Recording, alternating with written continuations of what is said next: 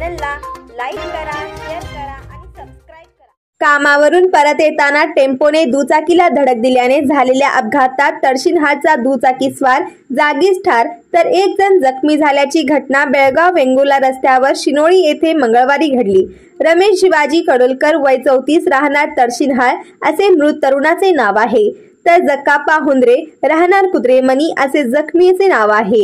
याबाबत घटनास्थळावरून व पोलिसांकडून मिळालेली माहिती अशी की रमेश व जकाप्पा हे दोघेही शिनोळी येथे एका फॅक्टरीमध्ये कामाला असून ते काम संपवून घरी येत होते, पण त्यांच्या दुचाकीला टेम्पोची जोरदार धडक बसली। त्यात रमेश जागीच ठार झाला तर जकाप्पा जखमी झाले आहेत।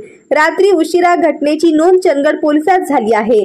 रमेशच्या पश्चात पत्नी, 2 मुली, आई, भाऊ व बहीण असा परिवार आहे।